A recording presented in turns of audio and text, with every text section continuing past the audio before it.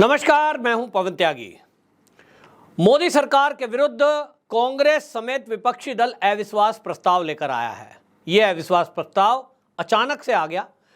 असल में जब भी कोई सत्र शुरू होता है संसद का, उसके पहले विपक्षी दलों से प्रस्ताव मांगे जाते हैं कि आपको यदि किसी समस्या पर चर्चा करनी है तो जो संसदीय कार्य मंत्री हैं उनको आपको बाकायदा अपनी एप्लीकेशन देनी पड़ती है, अपना मुद्दा बताना पड़ता है और उसको फिर लिस्ट किया जाता है।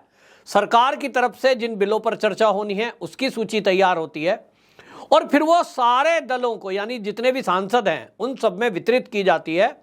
इस मामले को लेकर सरकार की तरफ से बताया गया कि इस बार सरकार जो है कम से कम 21 बिल लेकर आने वाली है और उसकी सूची हमने अपने चैनल पर भी आपको वीडियो बनाई थी तो उस पर दिखाया था। अब अचानक से यह मुद्दा कहां से आ गया?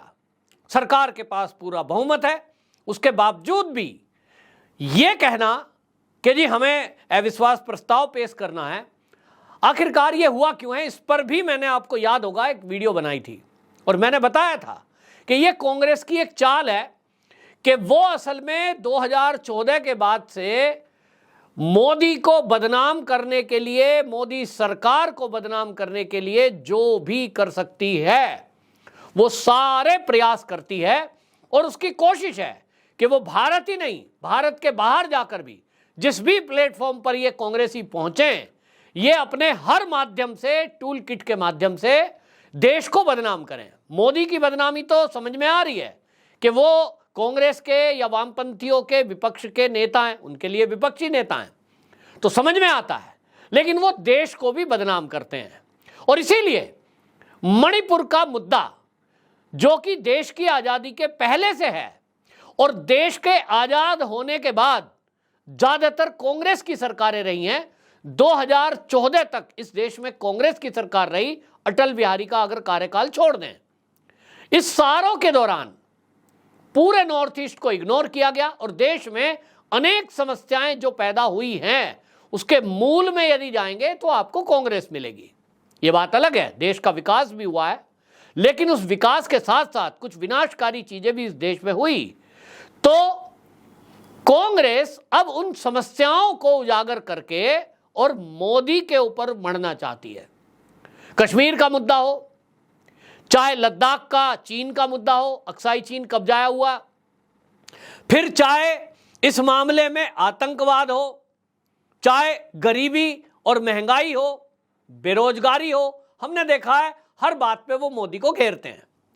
तो सरकार में है मोदी सरकार में है, प्रधानमंत्री हैं, विपक्षी दलों का काम है। लेकिन हमने देखा कि कई बार ऐसे षड्यंत्र किए गए कि जो हमारे देश की ना तो समस्या है ना मुद्दे हैं और एक आर्टिफिशियल आंदोलन खड़े कर दिए गए। देश हित में मोदी सरकार कोई काम कर रही है, उस पर झूठ बोला गया। जैसे कि आपको याद होगा, राफेल पर झूठ बोला गया। अब इसी तरह यह फैलाया गया कि राफेल में चोरी हुई है, हेराफेरी हुई है, जबकि 1 रुपए की कोई गड़बड़ी नहीं हुई, सुप्रीम कोर्ट में सिद्ध हो गया। नोटबंदी को लेकर कहा गया कि आज तक का सबसे बड़ा घोटाला भारत का नोटबंदी है। उस पर आम आदमी पार्टी के नेता और सीएम दिल्ली, वो तो प्रेस कॉन्फ्रेंस करके दावा कर रहे थे कि बहुत बड़ा घोटाला है, देश बर्बाद हो गया। राहुल गांधी कह रहे थे, उसका क्या हुआ? सुप्रीम कोर्ट में झूठ निकला। फिर इन्होंने जो है इसी तरह से हर मुद्दे को ले लो, कहते हैं साहब जो है ये जो है HAL ये तो बेच दिया जी मोदी जी ने, लेकिन आज पता लग रहा है कि HAL के शेयर और उसका व्यापार इतना बढ़ रहा है कि रिकॉर्ड टूट गया है। सर हर झूठ इनका एक्सपोज होता है तो फिर ये नया झूठ बोलते हैं। मणिपुर की हिंसा मामला पुराना है, लेकिन जिस तरह से मानसून सत्र के जस्ट पहले, एक दिन पहले वो वीडियो आती है, वो षड्यंत्र को इंडिकेट करता है कि कुछ ना कुछ षड्यंत्र है। हर सत्र के पहले एक वीडियो आना, हर सत्र के पहले एक खबर ब्रेक होना, चाहे कभी जो है विदेश का कोई अमेरिका का अखबार होगा उसको कोट कर देंगे, कभी चीन के अखबार में कोई खबर छपेगी उसको कोट कर देंगे, साहब देखिए चीन के अखबार ने छाप दिया है। भाई वो चीन का अखबार है, वो मोदी के बारे में अच्छा थोड़ी छापेगा। आप कहते हो साहब अमेरिका के अखबार में छप गया है तो उससे हमें क्या लेना देना। तो कभी कभी भारत का ही कोई मीडिया कुछ ना कुछ ऐसी हरकत कर देता है। कुल मिलाकर के कोशिश करते हैं, और मणिपुर की हिंसा पर इन्होंने कोशिश की कि मोदी को घेरा जाए, तो मोदी से जवाब मांग रहे हैं, जबकि रूल यह है कि गृह मंत्रालय से जुड़ा हुआ मामला है, गृह मंत्री इस पर जवाब देंगे। पहले दिन से वीडियो प्रसारित होने के बावजूद भी सरकार कह रही है हम इस मुद्दे पर चर्चा को तैयार हैं, लेकिन इन्हें तो चर्चा करनी ही नहीं है, क्योंकि चर्चा होगी तो मुद्दे खुलेंगे तो सबूत सामने आएंगे। जब चर्चा होगी संसद में तो वहां तो झूठ बोला नहीं जाएगा। सरकार अपनी तरफ से दस्तावेज रखेगी, तथ्य रखेगी, समस्या क्या है, कौन पीछे है, कब से हो रहा है, कांग्रेस की सरकारों में क्या हुआ, ये खुलेगा। तो इनको चर्चा करनी नहीं है, केवल संसद के समय को बर्बाद करना है, सदन को चलने नहीं देना। और इसलिए आपको बताऊं, जब यह अविश्वास प्रस्ताव इन्होंने प्रस्तुत कर दिया, उसके बाद ये कह रहे हैं कि सरकार तो बिल पास करे जा रही है। अरे भैया, सरकार ने जो अपना काम करना है वो तो करेंगे। तो आपको बता दूं, इस मामले में संसदीय जो कार्य मंत्री हैं प्रहलाद जोशी, वो कह रहे हैं कि आप अचानक अविश्वास प्रस्ताव लाए हैं, इसकी तो जरूरत ही नहीं थी। हम जो बिल प्रस्तुत करें उस बिल के आप विरोध में वोट कर दो, हमारे पास बहुमत नहीं होगा, हमारा बिल गिर जाएगा, आपकी जीत हो जाएगी। इसी से समझ में आ जाएगा कि सरकार अल्पमत में है। हमारा बिल पास हो रहा है दोनों सदनों में, और हर बिल पास होते जा रहे हैं, इसका मतलब हमारे पास बहुमत है। इसी से आपको समझ लेना चाहिए कि आपके पास ये अविश्वास प्रस्ताव पास कराने का कोई मुद्दा ही नहीं है। अब इसके बावजूद भी यदि आप चालू हैं, क्यों, मैं पहले बता चुका हूं, इस पर मैंने पहले वीडियो की है कि असली मुद्दा यह है कि वहां जो मणिपुर में हो रहा है, मुद्दा पुराना है, दो समुदाय के बीच का झगड़ा है, लेकिन इस झगड़े की जड़ में भी कांग्रेस है, क्योंकि मैतेई समाज को केवल 10% एरिया दे दिया गया। वो ऐसा हो गया कि आप समझिए कि घर में यदि 2 बच्चे हैं, क्योंकि मणिपुर की अगर बात करें तो वहां एक है नागा, एक है मैतेई, एक है कुकी, 3 लोग हैं। मान लीजिए भारत माता के 3 ये बेटे हैं, और भारत माता से ये कहा जाए माता जी आप जो है 100 रुपए का बंटवारा कर दो, 100 रुपए को आपको 3 बच्चों में बांटना है। माता के लिए तो सभी बराबर हैं, चाहे मणिपुर के अंदर नगा है, चाहे मैतेई है, चाहे वो कोई भी है। अब ये 100 रुपए में ये बंटवारा भारत माता का 100 का नोट का वो दे दिया कांग्रेस की सरकार को, माता जी ने, भारत माता ने, और कह दिया जी आप प्रधानमंत्री हैं, आप बांट दो। कांग्रेस के प्रधानमंत्री ने कैसा बंटवारा किया कि जो मैतेई समाज है उसको तो 100 में से दिया 10, सोचिए, उसको दिया 100 में से 10, और बाकी जो 90 रुपए हैं वो बांट दिया कुकी और वहां पर बाकी समुदाय में।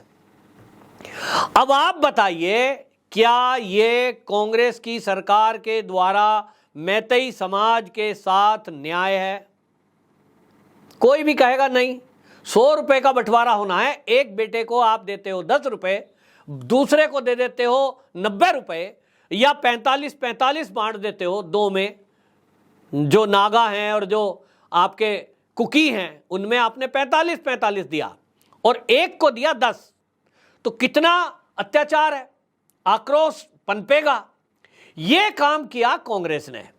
अब ये आक्रोश होने के बावजूद भी, ये बंटवारे में कमी होने के बावजूद भी, ये जो मैतेई समाज है ये शांति से बैठा है। हिंदू हैं अधिकतर, लेकिन आपको ये भी बता दूं उसमें ईसाई भी हैं और मुस्लिम भी हैं। मैतेई समाज में दोनों कम्युनिटी हैं।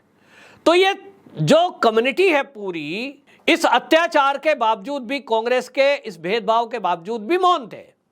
लेकिन उन्होंने कहा भाई ऐसा तो करो कि अब हमारे परिवार बढ़ते जा रहे हैं, कभी जनसंख्या थोड़ी थी तो हम ये 10% जो एरिया आपने हमें दिया मणिपुर का, इसी में काम चला रहे थे, लेकिन अब पीढ़ियां बीत गई, बच्चे बड़े हो रहे हैं, परिवार बढ़ रहा है। इसमें एक और अत्याचार ये हो गया कि वो जो 2 बेटे हैं भारत माता के, जो कुकी और नगा हैं, वो इन जमीन पर माने ये 10 रुपए जो दिए थे ना, इसमें और हक मांगने लगे।